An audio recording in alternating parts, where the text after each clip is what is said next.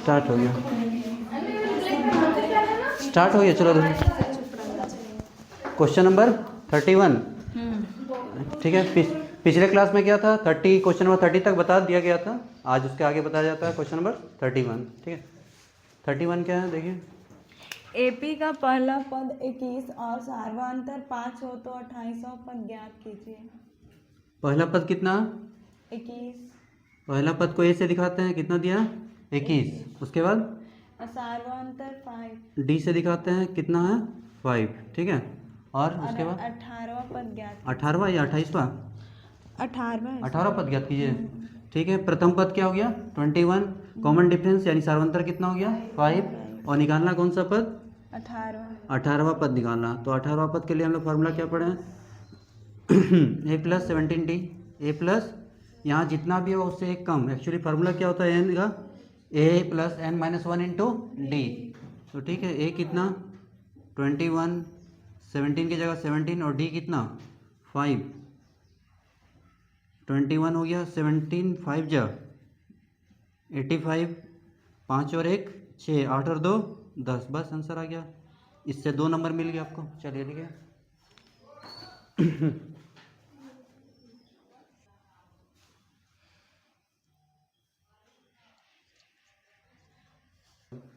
चलो देखो question number 32। Question number 32 पढ़िए। 14 सेंटीमीटर त्रिज्या चाहे यहाँ देखिए, इधर इधर देखिए, 14 सेंटीमीटर त्रिज्या वाले वृत्ताकार तार को मोड़कर एक वर्ग बनाया गया है। देखो रेडियस कितना दिया है 14 सेंटीमीटर, समझिए 14 सेंटीमीटर त्रिज्या वाले वृत्ताकार तार को मोड़कर एक वर्ग बनाया गया है, तो वर्ग की भुजा की परिमाप ज्ञात कीजिए। वर्ग की भुजा की परिमाप, ऐसा नहीं होगा, वर्ग की भुजा की लंबाई ज्ञात कीजिए। नहीं, वर्ग की भुजा की परिमाप ज्ञात कीजिए। क्वेश्चन गलत लिखा। यहाँ देखो, यहाँ पे होगा क्या, एक्चुअली पहले किस रूप में था, वृत्त के रूप में, किसके रूप में, वृत्त के रूप में, और उसकी त्रिज्या दी हुई थी कितनी 14 सेंटीमीटर। इसी तार को मोड़कर क्या बनाया गया, वर्ग बनाया गया। तार तो उतना ही है, यहाँ जितना था वही तार यहाँ पे भी है। ठीक है, अब देखिए क्वेश्चन क्या बोलना चाह रहा, ये भी त्रिज्या कितना 14 सेंटीमीटर, त्रिज्या कितना 14 सेंटीमीटर, एक वृत्त है। तो वृत्त को क्या किया, यहाँ से कहीं से खोल दिया, वृत्त को खोला, खोलने के बाद इसी से क्या वह स्क्वायर बनाया गया, यानी वर्ग बनाया गया। तो तार पहले जितना था आज भी तार उतना ही है। इस केस में क्या, दोनों का परिमाप समान होगा, दोनों का परिमाप समान होगा, क्योंकि इसी को मोड़ के बनाया गया वर्ग, तार उतना ही है, इसलिए इस केस में दोनों का परिमाप समान होगा। ठीक है, और भुजा पता नहीं है, भुजा को मान लेते हैं ए। तो इस केस में हम लोग देखेंगे वृत्त की परिधि बराबर वर्ग का परिमाप, क्योंकि तार सेम है, तार सेम है। उसमें इंग्लिश में देखो लिखा हुआ, इंग्लिश में पढ़ो तो इंग्लिश में पढ़ो तो इंग्लिश में सही लिखता है इंग्लिश क्वेश्चन पढ़ोगे तो इंग्लिश में पढ़ो। A square is made by bending a circle wire of radius 14 centimeter. Find the perimeter of the side of the square. हाँ, पेरीमीटर निकालना, फाइंड द पेरीमीटर यानी परिमाप निकालना। क्या निकालना, नहीं यहाँ पे भी गलत लिखा, परिमाप तो यहीं से निकल जाता, 14 से ही निकाला, गलत लिखा, साइड निकालना। चलो हम क्वेश्चन को सुधार देते हैं। देखो क्वेश्चन एक्चुअली होता क्या, तो ये क्वेश्चन होता 14 सेंटीमीटर त्रिज्या वाले वृत्त को मोड़कर एक वर्ग बनाया गया है। ठीक है, वर्ग की भुजा ज्ञात कीजिए, वर्ग की भुजा ज्ञात कीजिए। अगर परिमाप बोलता तो बहुत आसानी से निकल जाता, इसी का परिमाप निकाल लेते, क्योंकि इसी का परिमाप इसके बराबर होता, तो 2πr तो ऐसे ही आ जाता, तो हम इसका कोई ज़रूरत ही नहीं पड़ता, समझे। इसलिए क्वेश्चन को सुधार लोगे। क्वेश्चन क्या होगा, 14 सेंटीमीटर त्रिज्या वाले वृत्त को मोड़कर एक वर्ग बनाया गया है और वर्ग की परिमाप ज्ञात कीजिए। चलिए देखिए, तो वर्ग का भुजा को क्या मान लिए ए, चारों साइड क्या होगा सेम होगा। तो क्वेश्चन में होगा क्या, वृत्त की परिधि, वृत्त की परिधि बराबर वर्ग का परिमाप, बराबर वर्ग का परिमाप, यानी कि circumference of circle equal to perimeter of square.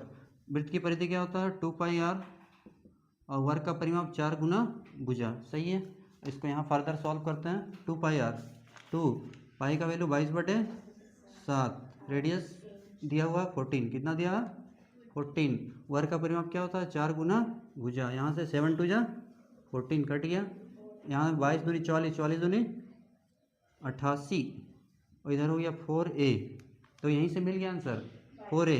वर्ग का परिमाप कितना होता 88, देखो मिल गया। यही वर्ग का परिमाप क्या होता है 4a, वर्ग का परिमाप 4a। और अगर यहाँ हम साइड निकालने जाएंगे तो 88/4, 88/4, 4 दूनी 22, यानी भुजा की लंबाई कितनी निकल गई 22 सेंटीमीटर। ये पूछ रहा था क्वेश्चन में, एक्चुअली ये होगा। वहाँ पे जो वर्ड्स हैं ना वो अच्छा से दिया नहीं है, सेंटेंस को क्लियर नहीं किया।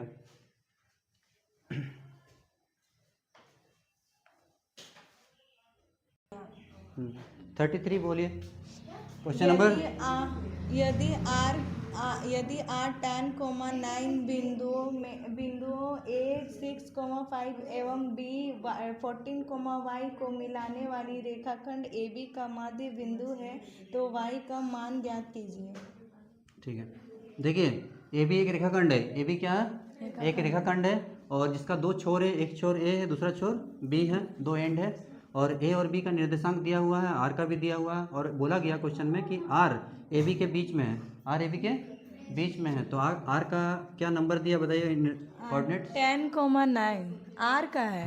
R कहाँ है हाँ 10,9, ठीक है। और A का 6,5। कहाँ गया 6, A का हाँ 6,5, ठीक है। B का 14,y। चलिए यहाँ देखिए ये क्वेश्चन इंपॉर्टेंट है और एग्जाम में आएगा। देखिए आर क्या है AB का मध्य बिंदु है, क्या लिखेंगे आर AB का, R is the mid point of AB, R AB का मध्य बिंदु है।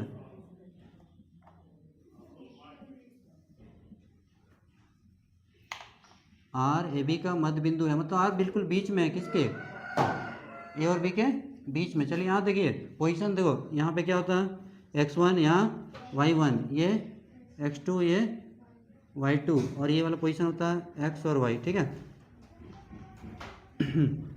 चलिए यहाँ देखिए फार्मूला क्या होता है मिड पॉइंट का, फार्मूला होता है x = x1 + x2/2, ये होता है। तथा y के लिए क्या होता है, y के लिए होता है y1 + y2/2। रुकिए अभी लिखिएगा नहीं, तो अभी देखिए कौन सा घर था, यहाँ पे x1 कितना 6 है और इधर कितना 14, 14 और 6 कितना हो गया 20, 20 का आधा कितना हो गया 10। तो इसका यूज नहीं है अभी, ठीक है। देखिए इसका सेकंड पार्ट का यूज होगा, क्योंकि हमको निकालने बोला क्वेश्चन में क्या y निकालने बोला है, क्या निकालने बोला y। तो देखिए इसका यूज़ करते हैं, y की जगह पे कितना 9, y की जगह लिख दिए, फिर y1 की जगह कितना 5 लिख दिए, फिर y2 की जगह कितना y लिख दिए, और यहाँ कितना हो गया 2। अब क्रॉस कर लेंगे 9 2 जा 18, का कोई काम नहीं है, इसको हटा ही देते हैं। इस सिर्फ वेरिफिकेशन हो गया, 14 और 6 20, 20 का आधा 10, तो इसको हटा ही देते हैं, कोई काम का नहीं। अब इसको क्रॉस कर लेंगे हम, 9 2 जा 18, यहाँ लिख देते हैं 9 2 जा 18 बराबर 5 + y, यहाँ से y निकल जाएगा, y बराबर कितना हो जाएगा 18 + 5 इधर लाएँ तो -5, तो y = कितना हो गया 13। बस सेक्शन बी में 8 क्वेश्चन रहेंगे, कितने 8 क्वेश्चन रहेंगे, 8 में 6 बनाने हैं।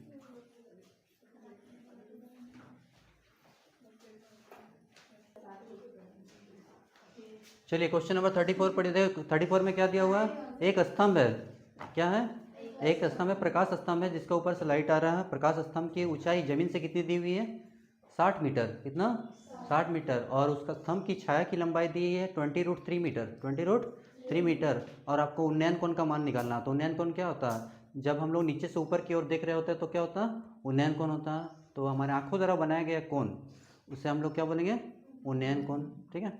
तो चलिए देखिए क्वेश्चंस को हम लोग पहले इसका फिगर बनाते हैं। ये क्या है प्रकाश स्तंभ, लाइट हाउस, मतलब एक खंबा है, खंबा के ऊपर लाइट लगा हुआ, खंबा के ऊपर लाइट लगा हुआ, और इसका लाइट पड़ रहा है, तो इस खंबा का जो ये छाया बनेगा वो कहाँ बनेगा, ज़मीन पे बनेगा।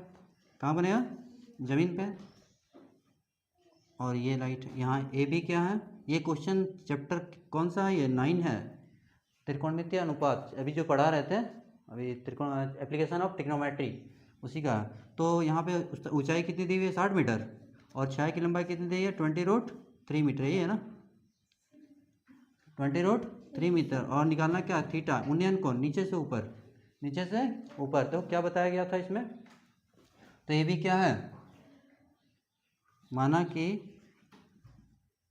ए बी एक इससे 2 क्वेश्चन पॉलिटेक्निक में पूछता एक। और तुम्हारा ये जो चैप्टर 9 है, चैप्टर 9 से लगभग 5 3 8 यानी लगभग 11 नंबर का रहेगा। 2 नंबर का 2 क्वेश्चन हो गया, 2 2 4, एक 3 नंबर का 7 और एक 1 नंबर का 8 और एक 5 नंबर का 3, यानी 13 नंबर का रहेगा चैप्टर 9। माना कि ये भी एक स्तंभ है, ये भी एक स्तंभ है तथा BC क्या है, इसकी छाया है, इसकी छाया है, शैडो बन गया। अब हम लोग लेंगे समकोण त्रिभुज ABC में, समकोण त्रिभुज ABC में देखिए लेना कौन सा होता है, जो दिया उसको लेते हैं, ये दोनों दिया वो लगेगा तब एंगल मेरा निकल जाएगा। तो ध्यान दोगे यहाँ AB पता है, AB कितना, AB ले लिए।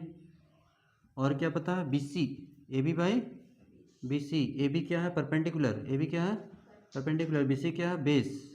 और P बाई B हम लोग जानते हैं क्या होता है 10, क्या होता है 10 थीटा, क्योंकि एंगल पता नहीं वही तो निकालना है। AB कितना 60, BC कितना 20√3 और 10 थीटा। यहाँ पे देखोगे थोड़ा सा कैलकुलेशन है, 0 0 कैंसिल, 2 1 जा 2, 2 3 जा 6, क्या बचा ऊपर 3 बचा, नीचे √3 बचा। इसको परिमेयकरण कर लेंगे, √3 है तो ऊपर भी इंटू कर देंगे √3 से और नीचे भी इंटू कर देंगे √3 से। अब क्या होगा देखो 3 इंटू √3, 3 √3 इंटू √3, बस अब आंसर आ जाएगा। 3 3 कैंसिल, 10 का कौन सा वैल्यू √3 होता है 10 60 √3 हो गया। एक लाइन और लिखेंगे यहाँ पे लिख दे रहे हैं तो जगह ही नहीं है। 10 60 √3 बस निकल गया। थीटा क्या निकला 60 डिग्री, बहुत आसान है। चलिए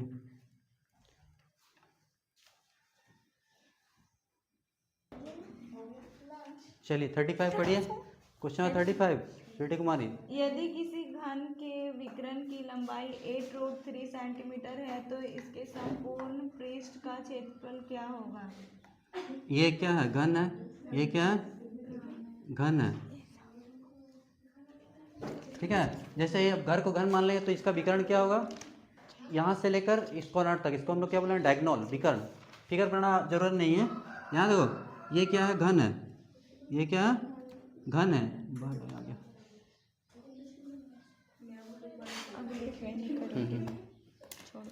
चलो यहाँ देखो, यहाँ पे देखो बहुत इंपॉर्टेंट क्वेश्चन है। ये घन का विकर्ण अगर हम इसमें देखेंगे तो यहाँ से लेकर यहाँ तक देखो ये वाला, ये इसका घन का विकर्ण हो गया। विकर्ण को दिखाता है डायगोनल से, किससे डायगोनल से। तो घन का विकर्ण दिया हुआ, घन का विकर्ण कितना दिया √3, घन का विकर्ण कितना दिया √3 8√3 कितना दिया सेंटीमीटर, ये है ना घन का विकर्ण 8√3 सेंटीमीटर। और इसका फार्मूला जानना होगा। तो घन बहुत सारा 9th में पढ़े हो ना, घन घनाभ बेलन शंकु गोला अर्धगोला, तो सोच लो सबका फार्मूला याद होना चाहिए, पूछ कहीं से भी सकता है। ये एक फॉर्मेट दे दिया कि घन का दिया है तो घनाभ से भी पूछ सकता है। तो घन का विकर्ण क्या होता है, एक क्लास लेंगे जिसमें हम फिर से बता देंगे पूरा घन घनाभ बेलन शंकु, उसमें सारा सबका फार्मूला बता देंगे क्योंकि MCQ क्वेश्चन बनाने में बहुत काम देगा वो। घन का विकर्ण √3 into side, √3 into side, side को मान लेते हैं A, 8√3 क्या कैंसिल हुआ √3 कैंसिल, साइड मिल गया कितना 8 सेंटीमीटर। मांग रहा क्या घन का संपूर्ण पृष्ठ क्षेत्रफल यानी total surface area, total surface area आप हिंदी में लिख सकते हो। घन का संपूर्ण पृष्ठ क्षेत्रफल क्या होता है 6a², 6a²। तो 6 का 6, a कितना 8, 8 8 जा 64, 64 6 जा 384 कितना हुआ 384 सेंटीमीटर स्क्वायर।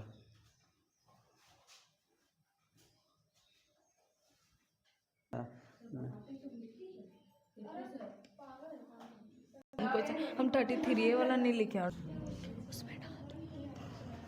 क्वेश्चन नंबर 36 देखिए 36 में क्या बोला है, 36 में बोला है, पढ़िए पढ़िए। सिद्ध करे 3√3 ए का परिमेय संख्या है। अच्छा ठीक है, कोई बात नहीं। चलिए क्वेश्चन नंबर 36, क्या प्रूव करना है? सिद्ध कीजिए कि 3√3 एक अपरिमेय संख्या है। ठीक है, तो चलिए पहले मानते हैं, उसको उल्टा मानते हैं। इसको बनाने का तरीका क्या है? पहले बोला है अपरिमेय सिद्ध करने, तो उसको हम लोग मान लेंगे परिमेय संख्या। क्या मान लेंगे? परिमेय। उसके बाद हम जो माने हैं खुद ही गलत साबित हो जाएंगे, यानी क्वेश्चन में जो दिया है वो सही है। ठीक है, तो किसको दिखाना है? 3√3 को। तो पहले वो लिखेंगे, लिखना शुरू कर दीजिए। माना कि 3√3 एक परिमेय संख्या। क्या? परिमेय। प्रूफ करना अपरिमेय, मान रहे हैं उल्टा परिमेय संख्या। परिमेय संख्या है, इसलिए 3√3 इक्वल टू a/b। इसको हम a/b के फॉर्म में लिख सकते हैं, जहाँ a और b, जहाँ a और b को प्राइम नंबर है या इंटीजर से बोल सकते हैं। a और b पूर्णांक है, a और b पूर्णांक है, तथा ये जो नीचे है हर, वो शून्य नहीं होना चाहिए। b not equal to 0। Integer से मतलब कोई भी नंबर है, और b ये जो पोजीशन है यहाँ नीचे 0 नहीं होना चाहिए, नहीं तो ये परिमेय नहीं रहेगा। यहाँ 3 इंटू में इसको लाएंगे तो इधर क्या हो जाएगा? डिवाइड में। अब थोड़ा ध्यान दोगे, एक तरफ परिमेय और एक तरफ अपरिमेय है ना, तो परिमेय अपरिमेय के बराबर हो सकता है? नहीं, कभी नहीं हो सकता। एक तरफ परिमेय एक तरफ अपरिमेय कभी हो ही नहीं सकता। तो ये वाला परिमेय आ गया, क्यों? क्योंकि इस तरफ इधर रूट नहीं है। देखो रूट है क्या? इधर नहीं है, ये रूट फ्री है, मतलब इस साइड वाला परिमेय और ये वाला क्या आ गया? अपरिमेय। तो अपरिमेय परिमेय के बराबर कभी हो नहीं सकता। ऐसा क्यों आया? क्योंकि हम गलत माने हैं, क्योंकि हम गलत माने इसलिए ऐसा आया। तो ठीक है, तो यहाँ पे लिखेंगे चूँकि a, b तथा 3 क्या है? पूर्णांक है। क्या? पूर्णांक है, इंटीजर्स है, इसलिए a/3b एक क्या है? परिमेय संख्या है। परिमेय संख्या है। ठीक है, ये परिमेय है, लेकिन हम जानते हैं कि √3 क्या है? अपरिमेय है।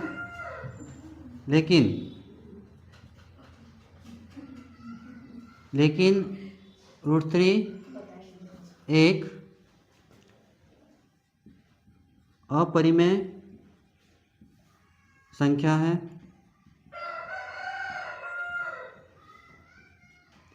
इसलिए हम लोग यहाँ पे लिखेंगे, एक साइड में आ गया अपरिमेय, अपरिमेय, और एक साइड में आ गया परिमेय। एक साइड में आ गया परिमेय। ये कभी आपस में बराबर नहीं हो सकते, इसलिए हमारा मानना गलत हुआ और जो क्वेश्चन में दिया हुआ सही है। यहाँ पे लिख दो, हमारा मानना गलत हुआ, अतः 3√3 एक अपरिमेय संख्या, अपरिमेय संख्या। हो गया प्रूव्ड।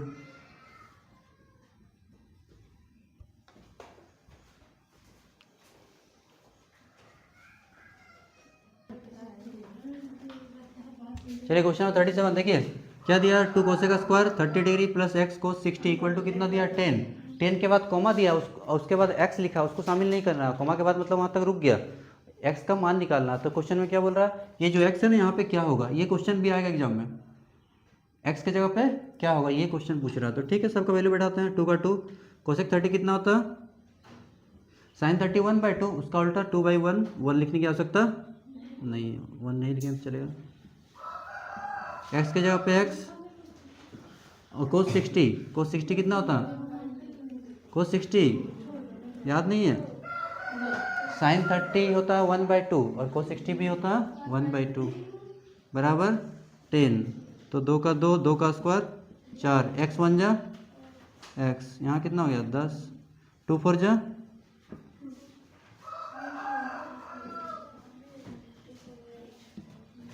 अब देखिए नंबर को नंबर के साथ, x/2 हो गया, ये 10 है, +8 इधर लाएँ तो -8, बहुत सिंपल है। इसके बाद हम लोग इधर लिखते हैं x/2, 10 से 8 गया तो 2 क्रॉस कर लेंगे हम लोग, x1 जा x, 2 जा 4, x = 4, ये आंसर आ गया है, बहुत सिंपल।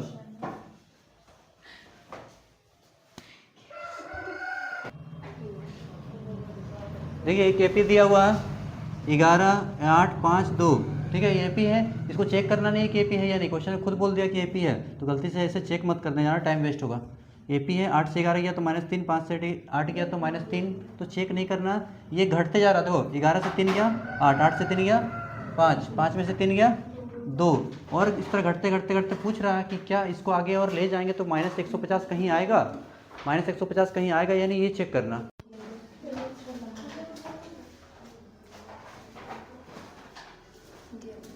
चलिए ठीक,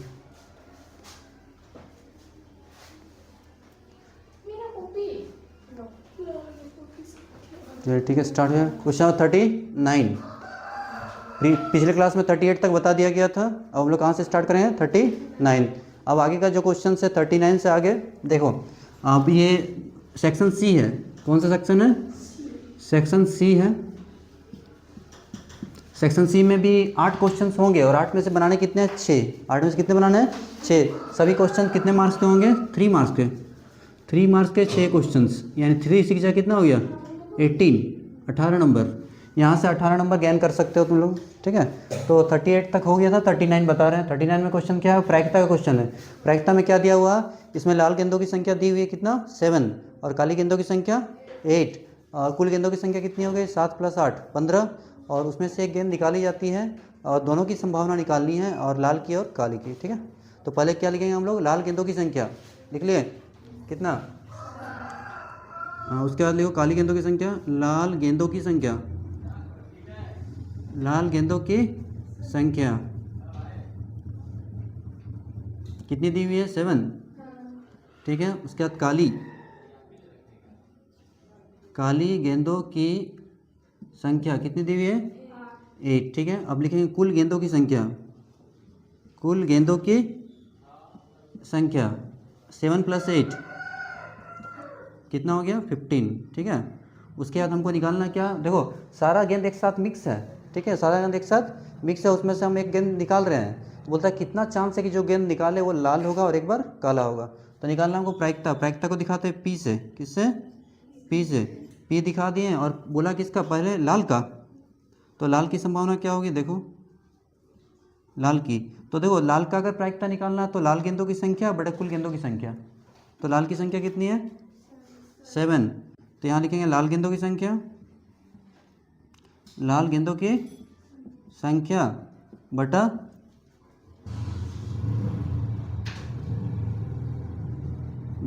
कुल गेंदों की संख्या, कुल गेंदों की संख्या, तो लाल कितने हैं, लाल है 7 और टोटल कितने हैं, तो 7/15 हो गया, ठीक है। इसी तरह हमको निकालना है काला का, तो P लिख के काली हो या काला, तो काला का पूछ रहा है, तो काला या काली लिखा, देखो तो काली लिखा, यानी काली गेंदों की संख्या, जिसका पूछा उसको ऊपर रखेंगे और टोटल को नीचे, बस बन गया काली गेंदों की संख्या बटा कुल गेंदों की संख्या। इसको बनाने का 3 तरीका है, कुल गेंदों की संख्या, काली कितनी है 8, टोटल कितने हैं 15, 8/15, बस हो गया।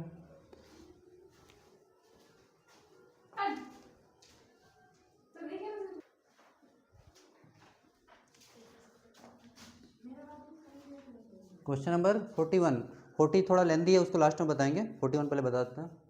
41 में क्या है, 12 15 21, 12 है 15 है और 21 का एचसीएफ और एलसीएम ज्ञात करना है, किस विधि से, अभाज्य गुणनखंड विधि द्वारा, ठीक है।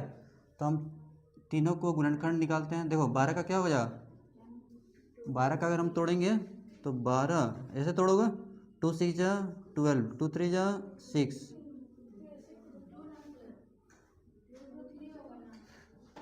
2 3 जा 6, ठीक है, 3 1 जा 3, हो गया, क्या क्या मिला 2 2 3, 2 2 3, ठीक है। 15 को तोड़ेंगे तो 3 5 15, इसको तोड़ेंगे तो 3 7 21 हो गया। अब हमको निकालना है HCF, क्या निकालना, highest common factor, highest common factor.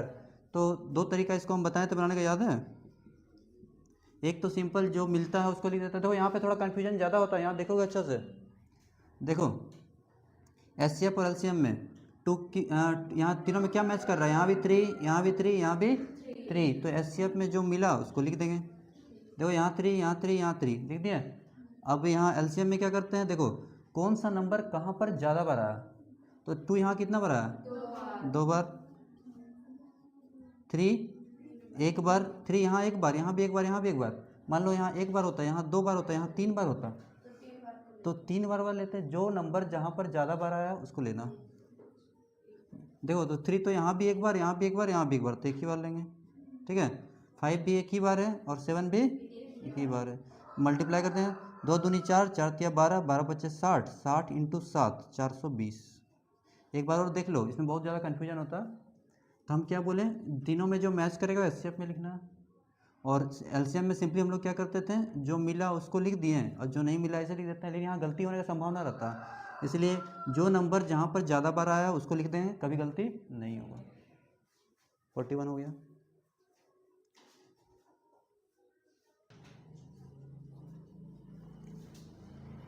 Question number 42, y square minus 7y plus 70 बराबर 0 के मूल ज्ञात करें। मूल निकालना है, चलिए जल्दी बनाइए।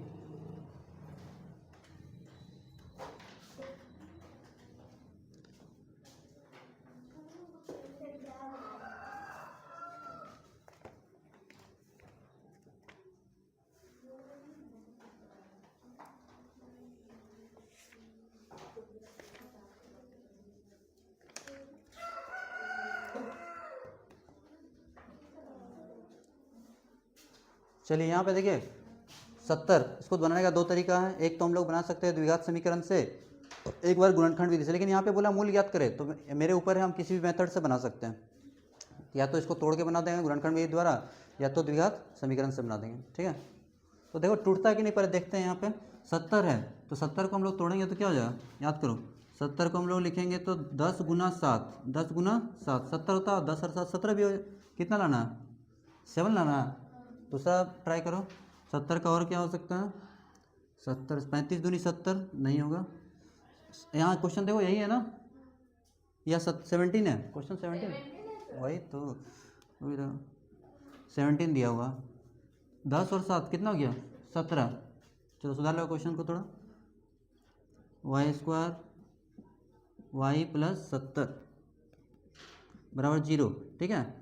अब देखो हम 70 को तोड़ें, तो 70 को तोड़े तो 10 इंटू 7 कितना हो गया, 70। अगर यहाँ आगे कोई नंबर होता तो इसको इससे गुना कर लेते हैं, लेकिन आगे कोई नंबर नहीं है, तोड़ दिए 10 इंटू 70। लास्ट में साइन किसका, प्लस का, तो प्लस देंगे, बड़ा वाला पहले छोटा वाला बाद में। Y square 10 into y 10y plus minus minus, यहाँ 70 हो गया, कॉमन निकालते हैं, यहाँ भी y यहाँ भी सही है। यहाँ आते हैं, 7 का पढ़ा में 70 आता है, तो 7 निकाल देंगे, 7 का पढ़ा में 70 कितना और में आएगा, और यहाँ माइनस और प्लस क्या हो गया, बराबर 0, y माइनस 10 इसके आगे, y इसके आगे बराबर हो गया। यहाँ से हम लोग 2 निकाल लेंगे, y माइनस 10 बराबर 0 या y माइनस 7 बराबर 0, तो y बराबर कितना हो गया 10 या y बराबर 7। तो दो मूल निकले, दो मूल कौन कौन से हैं, दो मूल हैं 10 और 7, 10 और, अब देखो यही क्वेश्चन MCQ में भी था ना, वो जहाँ 1 नंबर का था और यहाँ कितना नंबर का, 3 नंबर का, सोच लो। इसीलिए कभी भी क्वेश्चंस का स्टार्टिंग ऑब्जेक्टिव से नहीं करना चाहिए, ऑब्जेक्टिव में बहुत ज़्यादा टाइम ले लेता है, इसलिए पहले सब्जेक्टिव यानी क्वेश्चन नंबर 31 से स्टार्ट करोगे, 31 से इधर खत्म कर दोगे, लास्ट में ऑब्जेक्टिव को रखोगे, समझे। नहीं तो पता चलेगा 1 से 30 तक बनाते बनाते 1.5 घंटा लग गया, उधर भी नहीं बनेगा। तो कुछ क्वेश्चंस ऑब्जेक्टिव में बहुत लंबा लंबा रहता है और देता है 1 नंबर। चलो नेक्स्ट क्वेश्चन,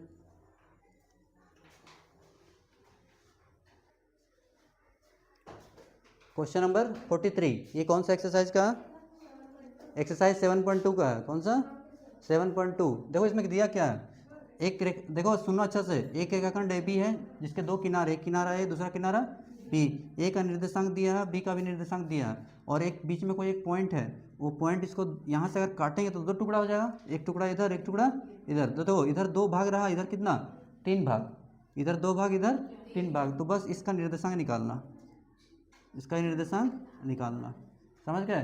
देखो पोजीशन देखो, इसको हम लोग मानते हैं x1 y1, ये क्या हो गया x2 y2, और ये क्या हो गया m1 m2, ठीक है। हमको निकालना बिंदु P का निर्देशांक, हम मान लिए x y है, ठीक है। चलो ये लिख दो, इसमें एक लाइन लिखो, माना कि बिंदु P, माना कि बिंदु P x y A B को 2:3 में विभाजित करती है। अब हम लोग निकालेंगे P का निर्देशांक, P का निर्देशांक, P का निर्देशांक।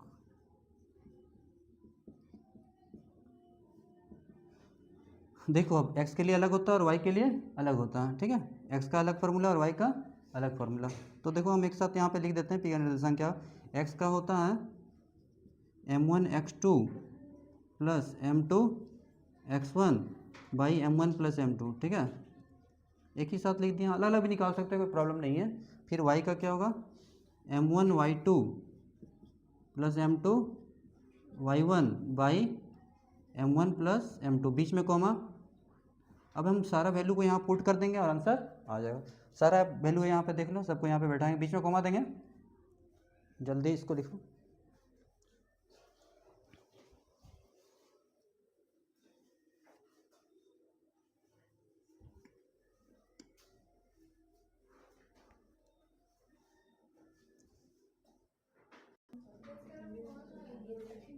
यहाँ पे देखो, इधर देखो, इधर m1 कितना है, m1 2 है, m1 कितना 2 है, उसके बाद x2 बीच में कुछ नहीं तो मल्टीप्लाई, बीच में कुछ नहीं तो x2 कितना 4 है, प्लस m2 कितना देख लो, m2 3 है, x1 कितना -1 है, -1 है, फिर m1 प्लस m2 यानी 2 + 3 हो गया, सही है।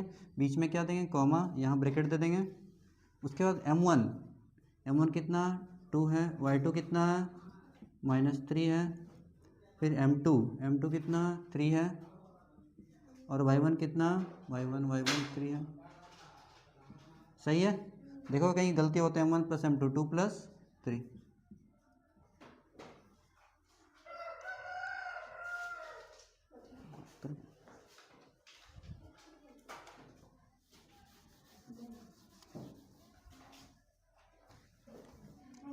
वेलकम।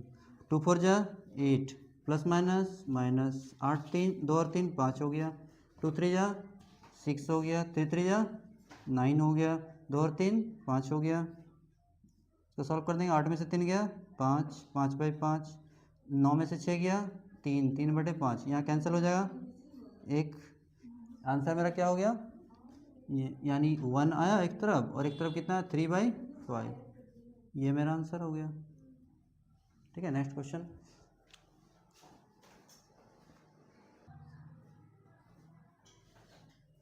क्वेश्चन 44 में ये डाटा दिया हुआ है, डाटा मतलब क्या है, कोई इन्फॉर्मेशन दिया हुआ है, सूचना दिया हुआ है, और इसका निकालना माध्य, माध्यिका और बहुलक, ये 2 जगह पूछता है, एक तो 3 नंबर में पूछेगा, और 1 मार्क का जो क्वेश्चन है वहाँ भी पूछेगा, देखे ही थे वहाँ पूछा था ना, तो वहाँ माध्यिका अलग माध्यिका अलग, यहाँ सीख जाओगे तो तुम्हारा लगभग 3 3 6 नंबर तुम्हारा हाथ में हो जाएगा। तो देखो जो भी सूची दी हुई है संख्याओं की, उस संख्याओं की सूची को हम लोग क्या करेंगे, आरोही क्रम में सजाएंगे, या तो आरोही या तो अवरोही, ठीक है।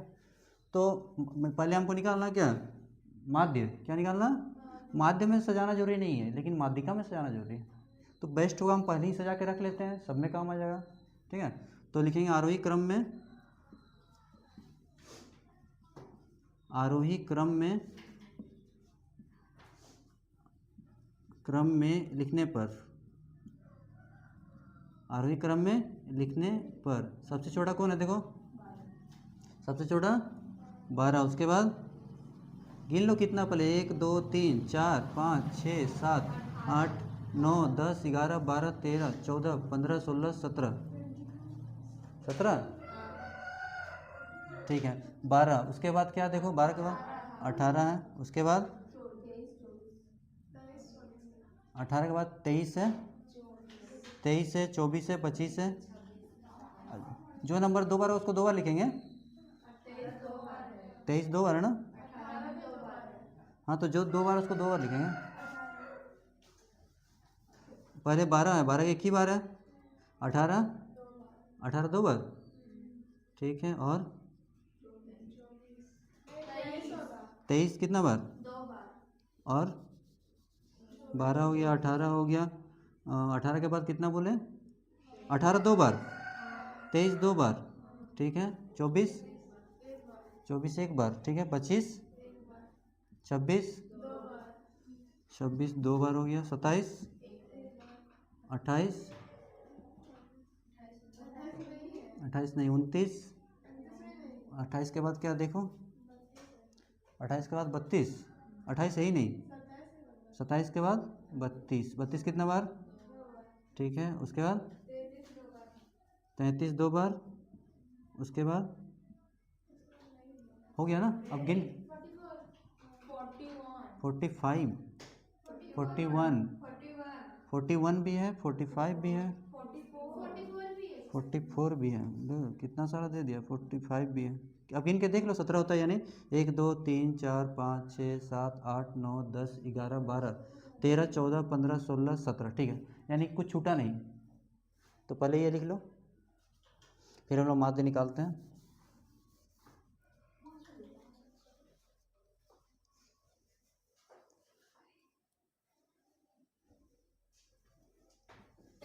अब हम लोग लिखेंगे माध्य बराबर, लिख लो नीचे, माध्य बराबर प्रेक्षणों का योगफल, प्रेक्षणों का योगफल बट प्रेक्षणों का योगफल तथा प्रेक्षणों की संख्या, यहाँ लिख देना। माध्य बराबर प्रेक्षणों का योगफल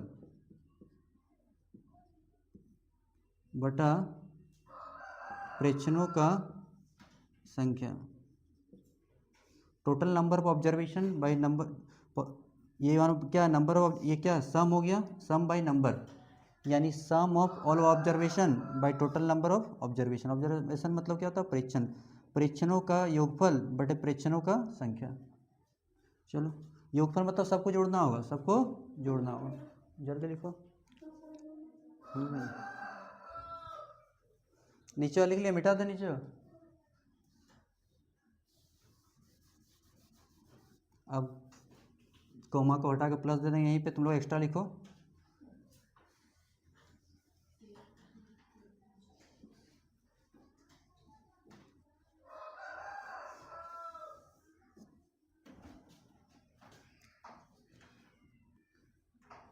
माध्य बराबर 12 + 18 + 23, कोमा को हटा के सारा प्लस कर दिया हम।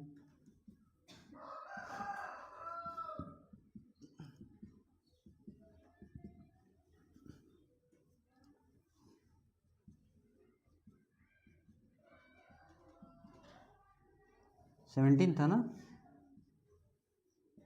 17। अब सबको जोड़िए, 8 2 10, 10 8 18, 18 3 21, 21 3 24, 24 4 28, 28 5 33, 33 और 6 39, 39 और 6 45, 45 और 7 52, 52 और 2 54, 54 और 2 56, 56 और 3 59, 59 3 62, 62 और 1 63, 63 4 67, 67 और 5 72, 72 का 2 बचा 7, 7 1 8 1 9 1 10 2 12 2 14 2 16 2 18 2 20 2 22 24 और 3 27, 27 और 3 30, 30 और 3 33, 33 और 3 36, 36 4 40, 40 और 4 44, 44 और 4 48। अब इसको काटने की कोशिश करेंगे। 17 से 482 काट के देखो कितना, 17 दूनी 34, 17 दूनी 34 डिवाइड करके देख लेते हैं, 482, 17 दूनी 34, 8 से 4 या 4, 4 से 3 या तो 1, 17 7 100, 17 8 136, 17 8 136, 12 से 6 या 6, पहला जीरो पॉइंट देते हैं, 17 तिया 51, 17 तिया 51, 10 से गया तो 9, 17 पचे 85, आगे नहीं बढ़ना, 28.35, 28.35 ये आंसर हो गया। ये हो गया माध्य।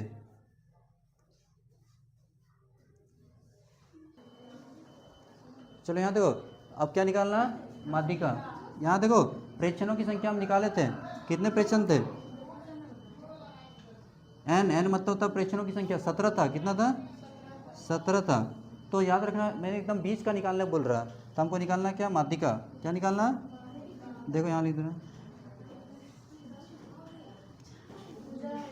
माध्यिका। देखो याद रखो फॉर्मूला क्या, n+1/2,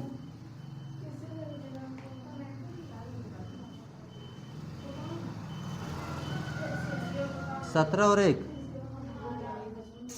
18 का आधा, n कितना हो गया 17, 17 और 1 कितना हो गया 18/2, काट देंगे कितना आ जाए 9, कितना आ गया 9वां पद, 9वां मतलब एकदम बीच में कौन था, तो देखो 9 नंबर में कौन है, 1 2 3 4 5 6 7 8 9, क्या है 26, तो यही आंसर होगा एकदम बीच में। मान लेते हैं यहाँ पे अगर सम संख्या आ जाता 18, तो हम क्या करते हैं 18 का आधा 9, तो 9 वाला लेते हैं और 10 वाला लेते हैं, 9 वाला लेते हैं और 10 वाला लेते हैं, दोनों को जोड़ के 2 से डिवाइड कर देते हैं, ठीक है। यहाँ विषम संख्या था, विषम रहेगा तो बीच में कोई एक ही ना होगा, जैसे देख लो ABCD लिखते हैं ABCDE, बीच में कौन है C, तो C हो गया बीच में, यानी यही माध्यिका हो गया। बहुलक निकालना तो काफ़ी आसान है, जो नंबर सबसे अधिक बार आया वही बहुलक हुआ, तो कौन सा नंबर सबसे अधिक बार आया, देखो 18 2 बार, जो सब 2 2 नहीं, अब कम से कम 3 बार वाला देखो, कोई नहीं है, अरे ऐसे तो गलत दे दिया, 23 है,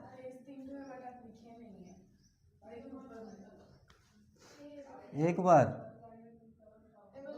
2 बार, और ठीक था 17 तो गिने तो छूटेगा कैसे, नहीं ठीक है। तो देखो एक एग्जाम में ऐसा नहीं रहेगा, एग्जाम में क्वेश्चंस में कोई ना कोई एक नंबर ज़्यादा रहेगा, ठीक है।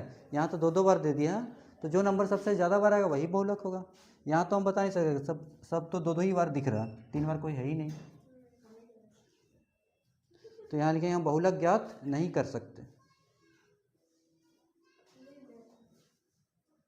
अब स्टार्ट हुआ, चलो ठीक है। गुड मॉर्निंग एवरीवन, कहाँ तक बता दिए थे, सेक्शन A B और C हो गया था। सेक्शन A में कितना क्वेश्चन था 1 से 30 तक, सेक्शन B में कितना क्वेश्चन था 8 था, 8 में से 6 बनाना था, 2 2 मार्क्स का था, और सेक्शन C में भी 8 क्वेश्चन था, उसमें से 8 में से 6 बनाना था, वो 3 3 नंबर का था, ठीक है।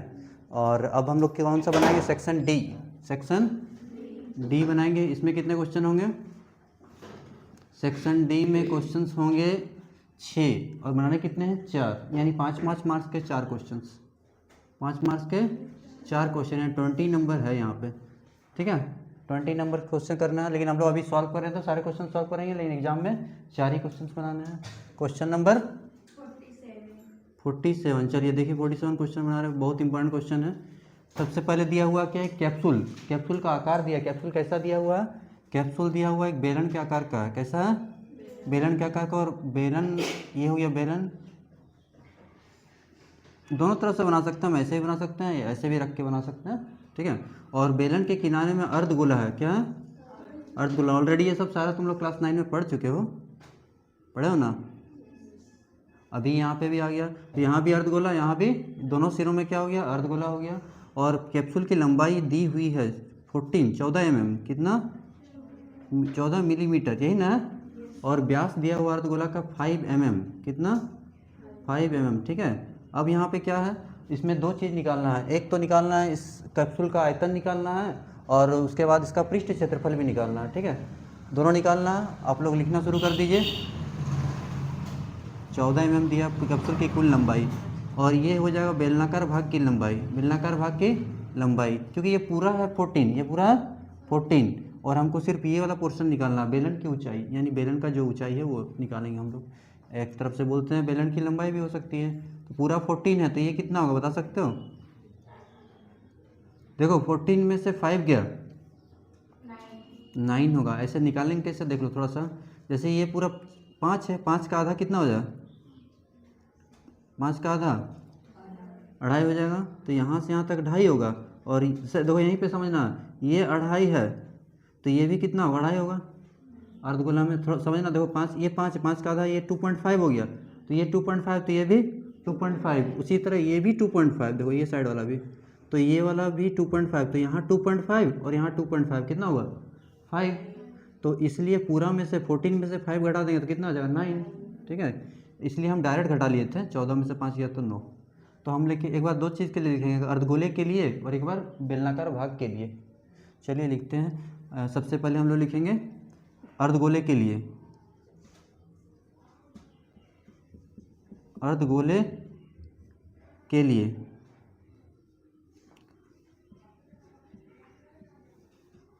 अर्धगोले के लिए अर्धगोले का डायमीटर कितना दिया? व्यास 5 मिलीमीटर, 5 मिलीमीटर। रेडियस निकाल लेंगे, रेडियस कितना हो जाएगा? d/2, दैट इज़ 5/2 मिलीमीटर, ठीक है। इसका अगर हम आधा करें तो कितना हो जाएगा? 2.5 मिलीमीटर। तो अर्धगोला में सिर्फ त्रिज्या चाहिए, ठीक है। अब हम लिखेंगे किसके लिए? बेलनाकार भाग के लिए, यानी बेलन के लिए, बेलन के लिए, बेलन के लिए। अब हम आते हैं बेलन के लिए, तो बेलन की त्रिज्या कितनी होगी? बेलन की त्रिज्या, दोनों का त्रिज्या सेम होगा। देखो बेलन का जो त्रिज्या है अर्धगोला का भी त्रिज्या वही होगा, तो बेलन का त्रिज्या कितना हो गया? इसलिए दोनों का हम एक ही हम सिंबल से रिप्रेजेंट कर सकते हैं, इसके लिए बढ़ा दे दीजिए, कोई दिक्कत नहीं है। इसका भी त्रिज्या वही होगा, यानी कि 2.5 मिलीमीटर हो गया। अब हम लोग इसका ऊंचाई निकालते हैं, बेलनाकार भाग की ऊंचाई। यहीं पे प्रॉब्लम है, ये पूरा 14 दिया हुआ माइनस ये 2.5 और ये 2.5, 2.5 प्लस 2.5 कितना हो गया? 5 हो गया, 14 में से 5 गया तो 9 mm हो गया। अब हम लोग सब कुछ निकाल सके हैं, अब हम लोग को सिर्फ फार्मूला लगा के बना देना है, ठीक है। चलिए इसके बाद हम लोग लिखेंगे कैप्सूल का आयतन।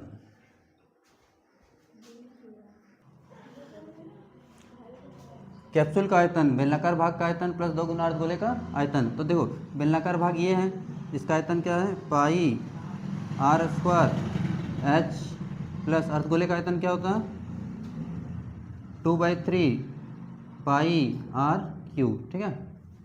चलिए जल्दी वैल्यू बैठाते हैं, कॉमन लेके बनाओगे तो जल्दी बन जाए। यहाँ भी पाई, यहाँ भी पाई, पाई बाहर निकाल सकते हैं हम लोग, पाई निकाल लिए बाहर। r² कितना था? r 2.5 था, 2.5 था और 5/2 था। क्या यूज़ करेंगे?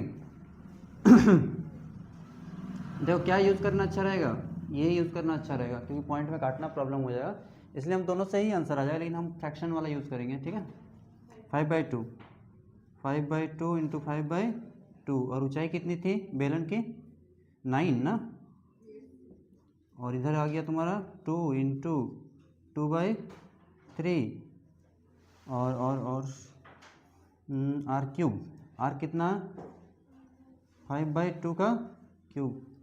यहाँ देखो हम पाई कॉमन निकाल लिए, यहाँ भी पाई है, यहाँ भी पाई है, तो पाई को बाहर निकाल दिए, ठीक है। समझ में आया कि नहीं? इतना नहीं आया तो बोलो, फिर से बना देंगे।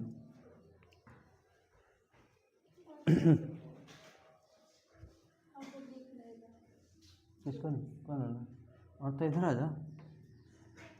पाई, यहाँ भी पाई, यहाँ भी पाई निकाल दिए। अब यहाँ से कुछ कॉमन आ रहा है क्या? देख लो, ये मिटाते हैं ये वाला सेक्शन। चलो पाई, पाई का वैल्यू कितना होता है? 22/7, ठीक है। इधर सॉल्व करेंगे हम लोग। इधर क्या है मेरे पास? 5/2, 5/2 और क्या है? 9 है, और प्लस क्या है? 2 इंटू 2/3 इंटू 5/2 कितना बार? 3 बार।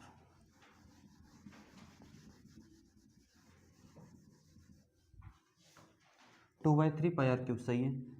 5/2 हाउ मेनी टाइम्स? 3 टाइम्स। अब यहाँ से भी हम कॉमन निकाल सकते हैं, देखोगे 22/7। यहाँ देखो 5/2 यहाँ भी है, यहाँ भी है ना, यहाँ भी है, यहाँ भी, 2 टो निकाल लेते हैं हम लोग बाहर। 5/2 इंटू 5/2 निकल गया, क्या बचा? 9 इधर बचा, इधर क्या बचा? इधर आते हैं, इधर बचा 2 बचा, 2/3 बचा, और एक 5/2 बचा। हो गया। अब तो कुछ नहीं निकलने वाला है, अब सिर्फ मल्टीप्लाई करना है। इसको सारा ऊपर वाला मल्टीप्लाई, यहाँ कट रहा है, काट देंगे। क्या बचा? 11 इंटू 5 इंटू 5, इधर क्या बचा? 7 इंटू 2।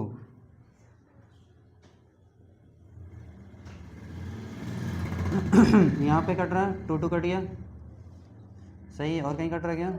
हाँ 5 बार है। अरे यहाँ 2 बार, यहाँ कितना? 3 बार, ठीक है। तो यहाँ कॉमन देखो, प्लस से पहले और प्लस के बाद, तो प्लस के पहले यहाँ कितना? 2 बार। यहाँ मिला, कौन मिल रहा है? यहाँ भी 5/2, यहाँ भी 5/2, यहाँ 2 ठो मिला ना, तो कॉमन निकाल लिए बाहर। यहाँ 2 बार था तो 1 बार लिखे, यहाँ भी 2 बार था तो 1 बार लिखे। तो ये मेरा 9 बचा, और ये दोनों हम लिख दिए, तो ये दोनों को छोड़ के जो जो बचा उसको लिख दिए। 2 बचे 10 और 3 तो बचा है, बस इसका एलसीएम ले लेंगे, आ जाएगा आंसर।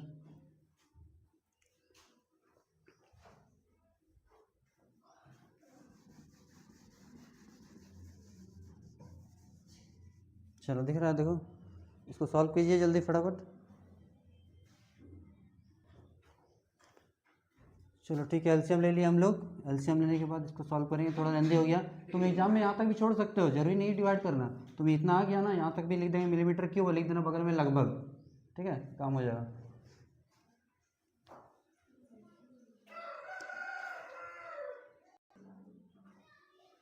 चलिए आयतन हम लोग सॉल्व कर लिया, अब निकालते हैं कैप्सूल का पृष्ठ क्षेत्रफल। तो कैप्सूल का पृष्ठ क्षेत्रफल कैसे निकालेंगे? ये बेलन है, बेलन का वक्र पृष्ठ क्षेत्रफल और अर्धगोले का वक्र पृष्ठ क्षेत्रफल। क्योंकि अगर यहाँ पे बाहर में खड़े होकर इमेजिन कर सकते हो, कल्पना कर सकते हो, अगर यहाँ से खड़े होकर देखोगे तो ये अंदर वाला पोर्शन दिखेगा नहीं। जबकि हम लोग क्या पढ़े थे, अगर कुछ क्वेश्चंस में नहीं लिखा है पृष्ठ क्षेत्रफल लिखा है, यानी कुल पृष्ठ क्षेत्रफल क्या होता है? कुल। ये गलती से टोटल मत लगा देना, इसका भी सी एस है, इसका भी सी एस है, इसका भी सी एस है, यानी वक्र पृष्ठ क्षेत्रफल। तो लगा दिए 2πr/h 2πr²। चलो सही है। अब देखो कॉमन क्या क्या आ रहा है, देख लो। यहाँ से काटना है तो काट सकते हो, 2 और 2 कट गया। ऐसे इधर इधर मत काट देना, प्लस से पहले अलग है, प्लस के बाद इधर अलग है, तो ये वाला भी 2 कट गया, ठीक है। अब कॉमन निकालने की कोशिश करो, छोटा बन जाएगा। यहाँ 22/7 है, कितना है? निकाल लेते हैं 22/7 को, थोड़ा सॉल्व करना आसान हो जाएगा। बचा क्या मेरे पास? यहाँ 5 बचा और 9 बचा, देखना अच्छा से। इधर क्या बचा? इस 2 को इससे काट देंगे, क्या बचा? ये निकाल चुके हैं मेरे पास, 5 इंटू हो गया, सही है। देख लो कुछ छूटा नहीं ना, ये निकाले हैं, 5 9 बचा, सही है। 22 ये भी सही है। ये वाला नहीं, ब्रैकेट हम लाइन दे दिए हैं कि ये अलग है, इस साइड है, इधर है, ब्रैकेट नहीं है। इधर 22/7, 9×5 = 45, और 5 इंटू 5 कितना हो गया? 25। 25 और 45, 25 और 45 70, कितना हो गया? 70। 7 से काटें, 7 10 70, 22 into 10 220 millimetre square, 220 millimetre square हो गया।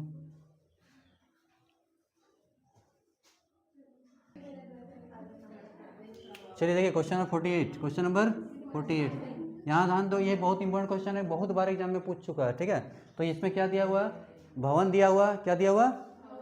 एक भवन दिया और एक क्या दिया? टावर दिया। भवन की ऊंचाई 7 मीटर है और टावर की ऊंचाई निकालनी है। ठीक है, तो हमेशा हम क्या बोलते हैं, भवन को छोटा बनाएंगे और टावर को ऊंचा बनाएंगे। तो देखो पहले भवन बना दिए छोटा, उसके बाद टावर बना दिए बड़ा। अब देखो यहाँ पे भवन का शिखर, यहाँ पे कोई खड़ा है और यहाँ से देख रहा है किसको, यानी टावर का टॉप। ये एंगल दिया हुआ है कितना, बोलिए 60 डिग्री। उन्नयन कोण कितना है, 60 डिग्री। ठीक है, देखो देखना अच्छा से लाइन में क्या बोला उसमें, ए बी सी डी और ई। ठीक है, बोला भवन के शिखर से, भवन के शिखर से टावर यानी मीनार की शिखर का उन्नयन कोण कितना है, 60 डिग्री। फिर वही बोला भवन के शिखर से मीनार का निचला हिस्सा का यानी कि उसका पैर का, इसका दिया हुआ कितना डिप्रेशन यानी कि अवनमन कोण कितना दिया, 45 डिग्री। तो ये 45, तो ये भी 45। ठीक है, अब हम यहाँ पे दिया 7, कितना दिया 7 मीटर भवन की ऊंचाई। ठीक है, और ये वाला हम पूरा टावर का ऊंचाई को मान लेते हैं h, कितना मान लेते हैं h। ठीक है, ये 7 है तो ये भी कितना हुआ 7। अब थोड़ा ध्यान दोगे यहाँ पे, टोटल अगर 10 होता तो ये 7 है तो ये कितना होता, अरे ये पूरा 10 होता और ये 7 है तो 10 में से 7 गया कितना हुआ 3 होता। तो पूरा क्या है यहाँ h है कितना, तो टोटल पहला पूरा को यहाँ लिखेंगे और घटाना कितना 7 को, क्योंकि टोटल 10 होता तो 10 - 7 करते हैं ना, 10 - 7 करते, यहाँ टोटल क्या है h हम माने हैं तो h - 7 होगा। समझ गए, चलो ये फिगर बन गया। अब हम लोग क्या करेंगे, इसका लिखेंगे क्या क्या कौन क्या क्या है, जल्दी लिखिए। माना कि ये भी एक, माना कि ए बी एक भवन है, ए बी एक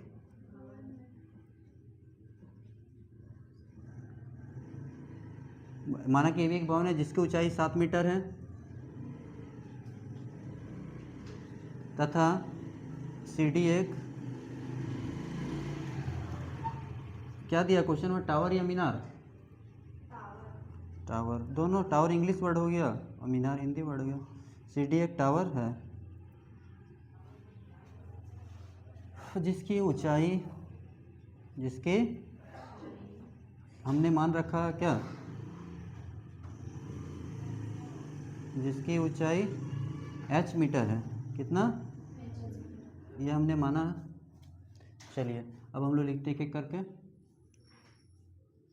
ए बी बराबर किसके, सी के, ए बी बराबर सी कितना 7 मीटर, सही है।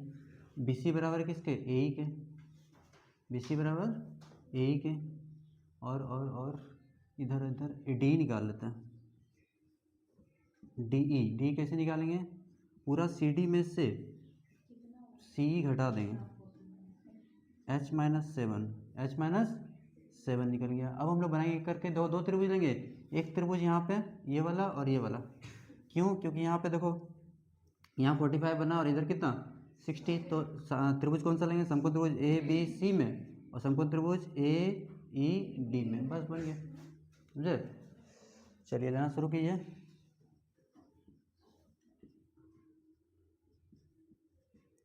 समकोण त्रिभुज ए बी सी में देखोगे अच्छा से, perpendicular by base, perpendicular by base, perpendicular कितना ए बी, ये ए बी और बेस कितना बी सी। अब देखो P बाई बी मतलब होता है 10, P बाई बी मतलब 10 और एंगल कितना 45, एंगल कितना 10 45 कितना होता हो गया, यानी कि 7 बाई बी सी बराबर 1, यानी बी सी दे दिया, बी सी कितना दिया 7, चल रहा है यूनिट मीटर में 7 मीटर। अब ये 7 है तो ये भी 7 होगा, ठीक है। और बी सी बराबर ए ई, बी सी बराबर ए ई कितना 7 मीटर हो गया। अब हम लोग वो त्रिभुज ले लेंगे, समकोण त्रिभुज ए ई डी में।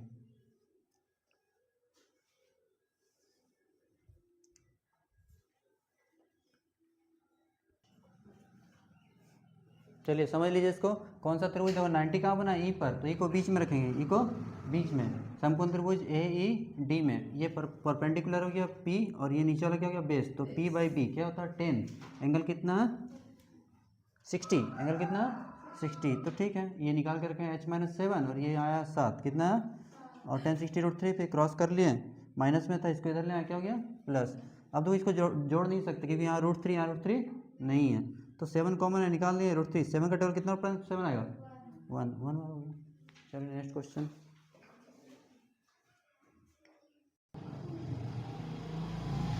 क्वेश्चन नंबर 49, देखिए ए बी सी और डी एक वर्ग है, क्या है, वर्ग है, वर्ग के चारों का निर्देशांक दिया हुआ, क्या दिया हुआ, या तो पैटर्न समझिए, बनाने का तरीका क्या है, इसको दिखाना कि वर्ग है, ये क्या दिखाना, वर्ग है, और इसको प्रूव करना वर्ग है, ये तो अब वो कैसे प्रूव करेंगे, इसकी चारों भुजाएं बराबर होती हैं, चारों भुजाएं, यानी A B B C C D और ए डी निकालेंगे, और ये विकर्ण ए सी और बी डी, अगर चारों भुजाएं बराबर और विकर्ण आपस में बराबर हो जाए तो ये क्या हो जाएगा, वर्ग हो जाएगा, ठीक है।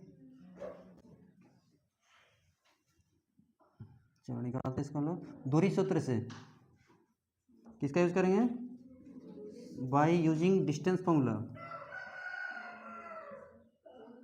दूरी सूत्र से। चलिए पहले हम निकालेंगे ए बी, क्या निकालेंगे, ए बी, कैसे निकालते हैं, फर्स्ट को फर्स्ट से घटाते हैं, सेकंड को सेकंड से, यहाँ देखो फर्स्ट में क्या 4, यहाँ फर्स्ट में 1, 4 - 1 का होल स्क्वायर, फिर 2 को 7 से, 2 - 7 का होल स्क्वायर, कितना होगा बताइए, 4 से 1 गया 3, 1 2 से 7 गया 5, 3 का स्क्वायर 9, 25 5 25 और 9 34, कितना 34 आ गया, ठीक है। उसके बाद इधर चलते हैं, ये भी निकालिए, आप क्या निकालें, बी सी, क्या निकालेंगे, सेम उसी तरह बी और सी ले रहे हैं, फर्स्ट को फर्स्ट से घटाएंगे, सेकंड को सेकंड से, इधर -1 -2, -1 -4 कितना हो जाएगा, -5 -5 का स्क्वायर, और 2 और 1 3, 5 का स्क्वायर कितना हो गया, 25, 25 और 9, माइनस माइनस प्लस हो जाएगा, 25 और 9 क्या हो गया, 34, 2 निकालिए, ए भी निकल गया और बी सी निकल गया। अब हम लोग क्या निकालेंगे, बी सी निकल गया, सी डी, क्या निकालेंगे, सी डी निकालते हैं, सी डी, सी और डी लेना हमको, ध्यान दोगे, सी और डी, किसी एक को पहले लेते हैं, यहाँ पे क्या है, -4, क्या है,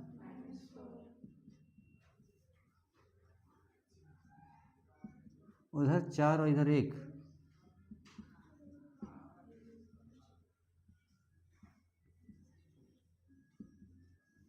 -4 माइनस प्लस, तो 4 से 1 गया, 4 से 1 गया, यहाँ 4 और 1 5, 3 का स्क्वायर 9, 5 का स्क्वायर 25, 25 और 9 34, सेम तो लाना भी है ना, हाँ, -3 यहाँ कैसे आया, ये प्लस, तो माइनस को अगर 2 बार करेंगे तो माइनस माइनस प्लस होगा ना,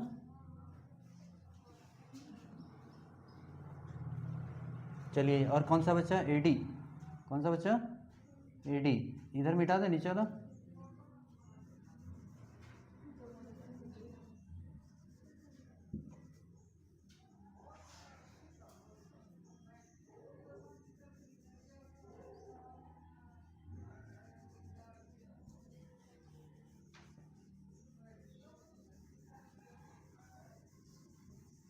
चलिए एक आप लोग निकालिए, ए डी,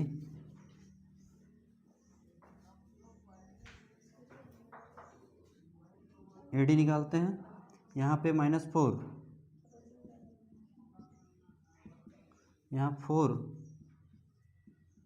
-7 का स्क्वायर, 4 और 1 कितना हो गया, 5, 5 का स्क्वायर, 4 से 7 गया तो 5 का स्क्वायर 25, 3 का स्क्वायर 9, 25 और 9 34, हो गया। तो कहीं भी डाउट है पूछ लिया करो, इसलिए डाउट अपने पास मत रखो, नहीं तो एग्जाम में कोई बताने वाला नहीं रहेगा फिर, इसलिए यहीं पे पूछ लो जितना डाउट है। चारों साइड निकालिए, चारों साइड पता चलिए सेम है, और अब निकालेंगे विकर्ण, ए सी निकालिए और बी डी, बस काम हो जाएगा, और क्या, ए सी और बी डी, ए सी कितना देख लीजिए, -1 यहाँ 1, AC -1 -7, तो 1 1 कितना हो गया 2, 7 और 1 8, 2 का स्क्वायर 4, 8 का स्क्वायर 64 और 4 68 हो गया। क्या निकालें AC, अब क्या निकालेंगे BD, जल्दी निकालिए।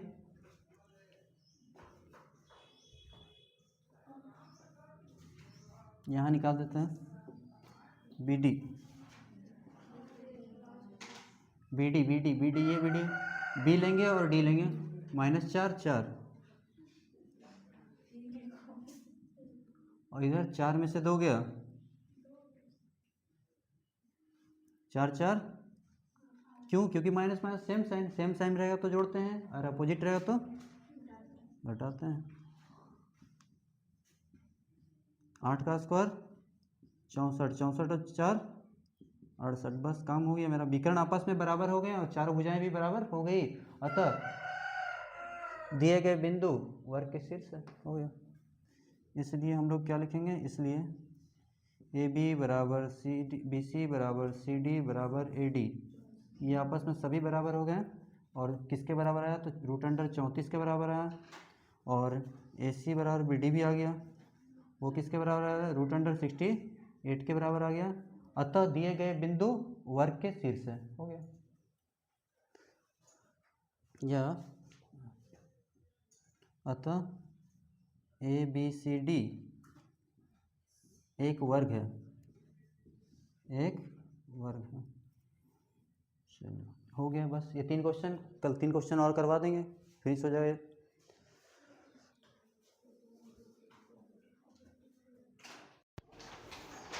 चलिए कुछ section D question number 51।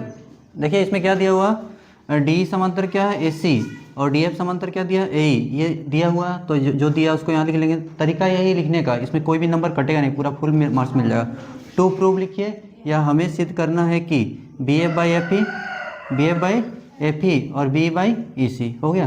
Proof या प्रमाण, प्रूफ या प्रमाण। तो आप देखिए एक एक करके हम लोग लेंगे। यहाँ पे हम लोग पढ़ चुके हैं कौन सा प्रमेय, थेल्स प्रमेय। कौन सा, थेल्स प्रमेय। थेल्स प्रमेय में हम लोग क्या पढ़े हैं, अगर देखो थोड़ा सा आइडिया देता है थेल्स प्रमेय का, क्योंकि इसी पर बनेगा ये क्वेश्चन। जैसे ये त्रिभुज है ABC और D समांतर है BC, D समांतर है BC। अगर ये इसके समांतर है, यानी अगर दिया है D समांतर है किसके, BC के, अगर ऐसा है तो हम बताए थे AD/DB, यानी अनुपात समान होगा। AD/DB, इधर से उतरेंगे तो A से D के बाद D के बाद B, AD/DB, और इधर क्या हो जाएगा मेरा AE/EC। बस इतना याद रखना कि अगर समांतर दिया है तो अनुपात समान होगा, यानी AD/DB = AE/EC। ठीक है, इधर छोटा इधर भी छोटा लिए, छोटा बड़ा भी ले सकते हैं समय के अनुसार। तो अभी ये क्या है, AD/DB = AE/EC, इसी का यूज यहाँ इसमें करेंगे। ठीक है, ये समझ में आ गया ना। चलो अब हम लोग एक एक करके लेंगे। एक बार हम D समांतर AC के लिए, तो देखना D समांतर AC किसमें, बड़ा त्रिभुज में, समकोण त्रिभुज ABC में। अभी लिखोगे नहीं, त्रिभुज ABC में, बड़ा वाला में, ABC में D समांतर AC है। F को बंद कर दिए, F को बंद कर दिए, अभी F का कोई काम नहीं है। D समांतर AC में, ABC में, तो हम लोग लिखेंगे थेल्स प्रमेय से, बाय यूजिंग थेल्स थ्योरम, या तो फिर BPT, छोटा वही है, थेल्स प्रमेय से लिख लेंगे। क्या लिखेंगे, थेल्स प्रमेय से, यही बेस्ट है। तो बहुत सारे बुक में लिखा जाता है प्रमेय 6.1 से, उससे अच्छा यही है थेल्स प्रमेय से। थेल्स प्रमेय से आप ध्यान दोगे, ABC D समांतर AC, F को भूल जाओ, F को भूल जाओ। थोड़ा देर के लिए हम इसको मिटा देते हैं,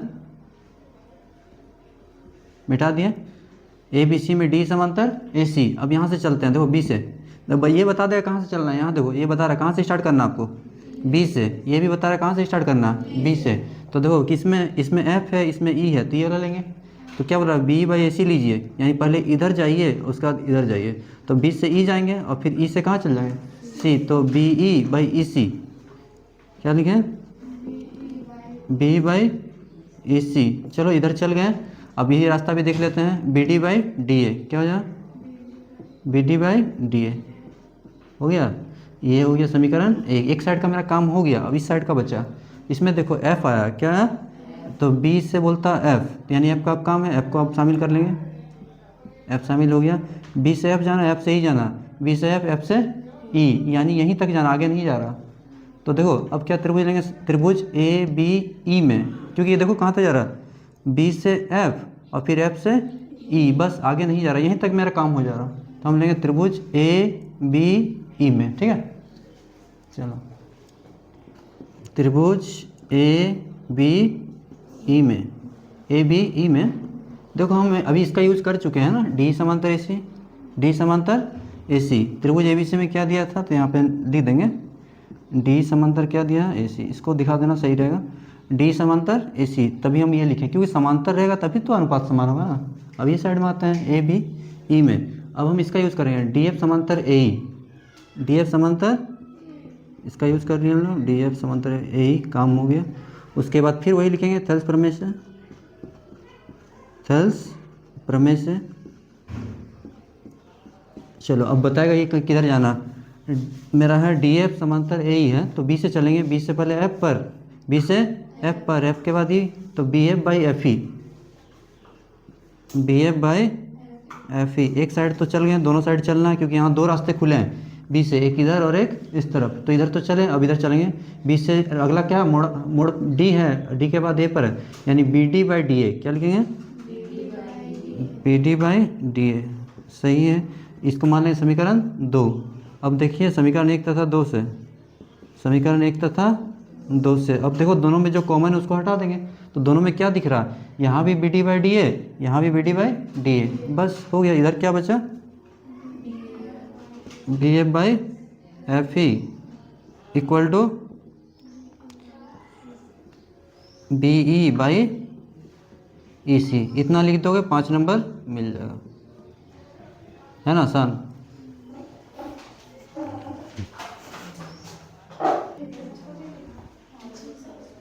क्वेश्चन नंबर 51, देखो 51 में 2 क्वेश्चन हैं, दोनों में से कोई एक बनाना है। 51 का पहला था और ये अथवा में है, ठीक है।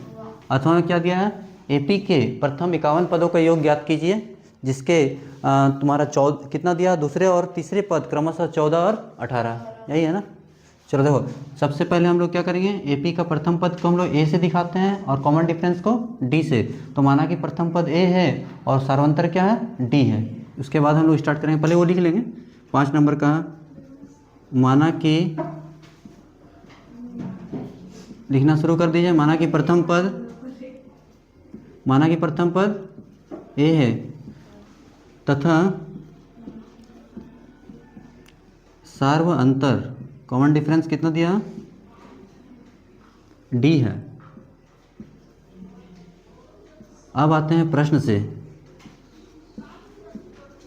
प्रश्न से क्या दिया है, दूसरा पद, दूसरा पद कितना दिया है 14, तो दूसरा को हम लोग क्या लिख सकते हैं, एक कम ए प्लस डी बराबर कितना 14, समीकरण 1। फिर दिया चौथा पद, सॉरी तीसरा है ना, तीसरा पद दिया है 18, तीसरा पद कितना दिया 18, जितना उससे एक कम लिखेंगे, यहाँ 3 है तो यहाँ क्या लिखेंगे ए प्लस 2d, ए प्लस समीकरण 2। अब समीकरण 1 को 2 में से घटाने पर, समीकरण 1 को 2 में से घटाने पर, घटाने पर, और याद है 2 में से जिससे घटा रहे ऊपर रहेगा, यानी 2 ऊपर रहेगा, ए प्लस 2d बराबर 18, ए प्लस डी बराबर 14, ये कैंसल, माइनस में साइन चेंज होता है, प्लस का उल्टा माइनस, प्लस का उल्टा माइनस, 2 में से 1 गया, 1 बचा, यहाँ प्लस है यहाँ माइनस है, प्लस माइनस यानी घटाएंगे, 18 से 14 गया 4, डी बराबर 4 समीकरण 1 में रखने पर, जल्दी लिखिए, डी बराबर 4 किसी एक में रखेंगे, या तो 1 में या तो 2 में, समीकरण 1 में रखने पर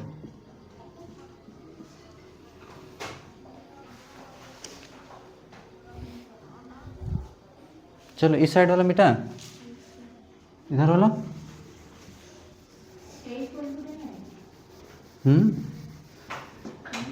कितना, ठीक है, अब निकाल लीजिए।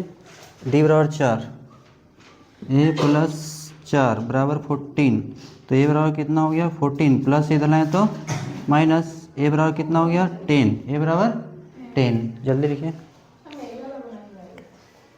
ये लो बना लेते। क्या निकालना, प्रथम 51 पदों का योग। जब भी योग रहेगा तो एस, योग मतलब होता है सम, योग मतलब, तो देखो एस एन का फॉर्मूला लगाएंगे हम लोग।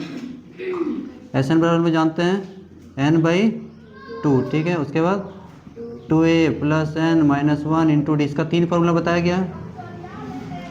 कितना पदों का निकालना है 51, कितना 51। इसका यूज़ कब करते हैं, जब 3 चीज़ पता रहता है, ए एन और डी, एंड ए भी पता है, एन भी पता है, और डी कितना है, डी भी पता है। चलिए एन कितना देखिए 51, 2a, ए कितना मिला,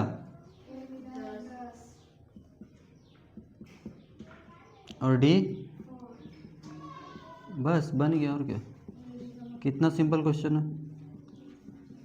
2 10 जा 20, 51 में से 1 गया 50 इंटू 4, पहले मल्टीप्लाई करते हैं फिर प्लस करते हैं, यहाँ भी बहुत सारे बच्चे गलत करते हैं। 81 बाई 2 20, 54 जा 200 और 20, 220 को हम 2 से काट दिए 110, कितना हुआ 110 को इंटू कीजिए 51 से, 11 1 11, 1 बचे 11 बचे 55, 55 और 1 56, बस हो गया आंसर 5610।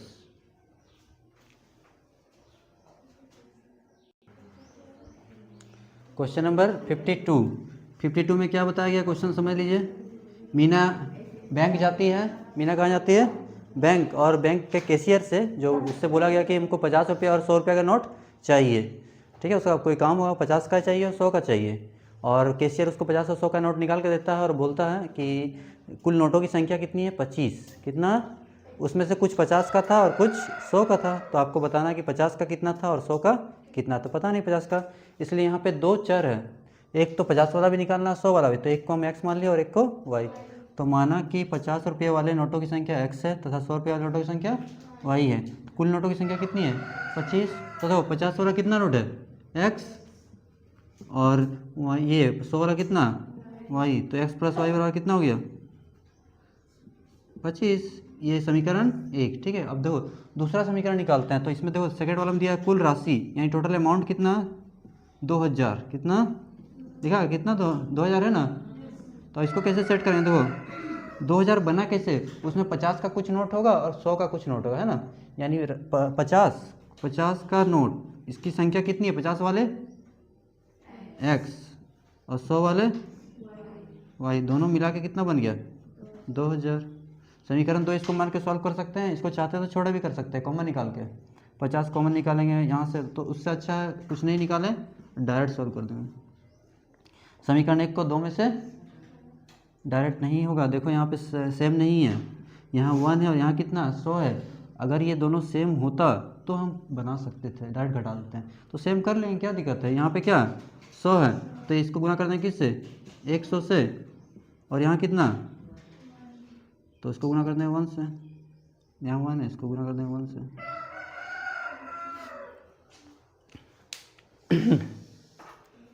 साइन देखिए, साइन यहाँ भी प्लस है, यहाँ साइन क्या प्लस है, यहाँ भी साइन क्या सेम साइन है, तो घटाते हैं। अगर एक प्लस और एक माइनस होता तो क्या करते हैं जोड़ते हैं, यानी क्या लिखेंगे समीकरण 1 को 100 से तथा समीकरण 2 को 1 से गुना कर घटाने पर, लिख लोगे यहाँ पे 100,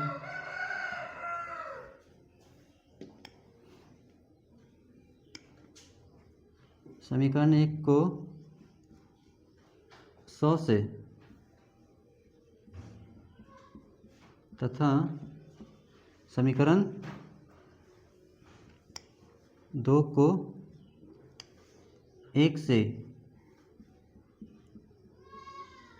गुना कर घटाने पर, गुना कर घटाने पर, चलिए गुना कीजिए 100 गुना x,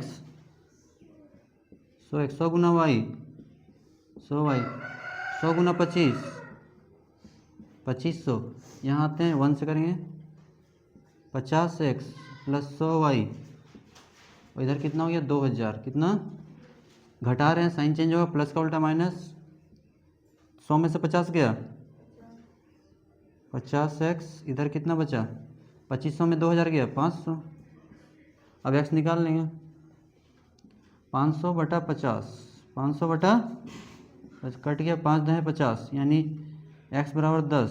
अब x बराबर 10 समीकरण 1 में रखने पर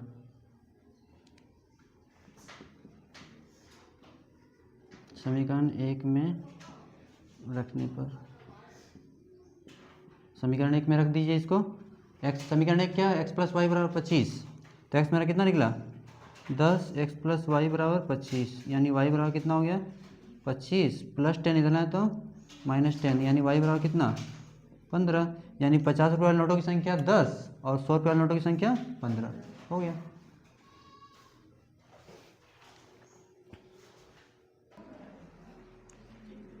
क्वेश्चन नंबर 52 का, अथवा ये क्वेश्चन मोस्ट इंपॉर्टेंट क्वेश्चन है, पूरा बोर्ड में आएगा 5 नंबर का, ठीक है, ये एकदम कर ही के जाना है। समीकरण कुछ भी दिया रहेगा, बनाने का तरीका सीख लीजिए। तो इसलिए 2x square minus 17x plus 13 equal to कितना दिया 0। क्वेश्चन को रटना नहीं है, देखो समझना, यह समीकरण ax square plus B X plus C equal to 0 के रूप में है, जहाँ a बराबर 2, देखो यहाँ b बराबर -17, c बराबर 13, कभी भी यहाँ पे देखो x कट गया ना, यहाँ भी x यहाँ भी x, दोनों x कट गया, तो कभी भी x इसमें शामिल मत कर देना, तो a b c आएगा, कोई नंबर आएगा, कोई भी नंबर। इसके बाद हम लोग इसका नेचर जानना, तो d निकालते हैं, विविक्तिकर, क्या बोलते हैं विविक्तिकर, इसका फॉर्मूला याद है B square minus 4ac, b कितना -17, 4 का 4, a कितना 2 और c कितना 13, 17 का स्क्वायर 289, 4 दूनी 8, 13 ठीक 104, 9 से 4 गया 5, 8 से 0 गया 8, 2 से 1 गया 1, अरे गजब आ गया 185, किसी का स्क्वायर नहीं है, किसी का स्क्वायर नहीं है, डी बराबर कितना गया 185।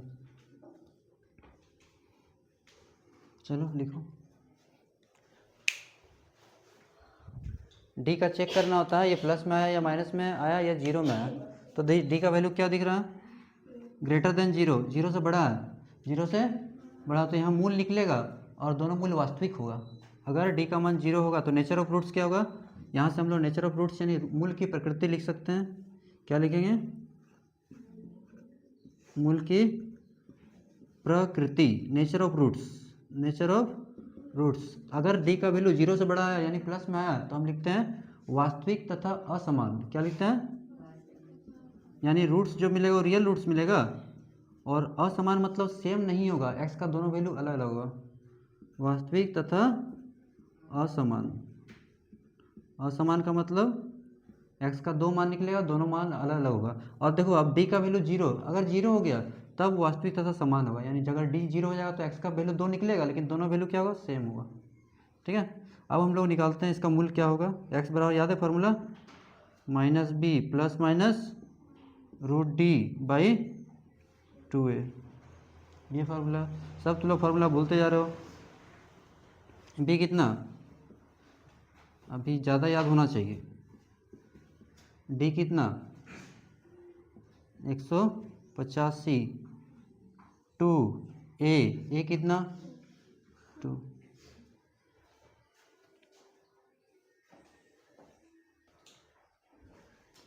चलिए इसके बाद 2 रास्ता है, यहाँ पे एक बार प्लस लेंगे और एक बार माइनस, इसको तोड़ने की कोशिश करते हैं, अगर जोड़ा बन गया तो ठीक है, तो इसको तोड़े, लेकिन 5 और 37 मिला, कोई भी नंबर 2 बार नहीं आया, कोई भी सेम नंबर 2 बार, तो ऐसे ही रहने देंगे, और इसको हम लोग 2 भाग में बांट देंगे, एक भाग प्लस के लिए, एक भाग प्लस के लिए, चल नहीं रहा,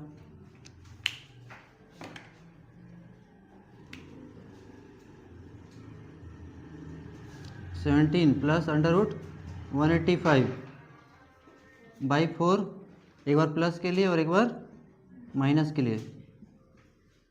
अगर ये किसी का स्क्वायर होता तो आगे हम लोग बढ़ते, अब कुछ कर ही नहीं पाते, मतलब मेरा आंसर यही हो जाएगा। अगर ये मान लो 9 होता तो 9 किसका स्क्वायर है 3 का, तो 3 लिखते हैं, एक बार प्लस करते हैं और एक बार माइनस, नहीं किसी का स्क्वायर ही नहीं है, तो यही मेरा आंसर हो जाएगा, समझे। तो ये कौन सा तुम्हारा सेक्शन डी खत्म हो गया। यानी टोटल 52 क्वेश्चंस खत्म हो गए। और बीच में एक क्वेश्चन है 51 का, उसमें माध्य और माध्यिका का निकालना है, वो आप लोग खुद से बनाओगे, ठीक है। Thanks for watching.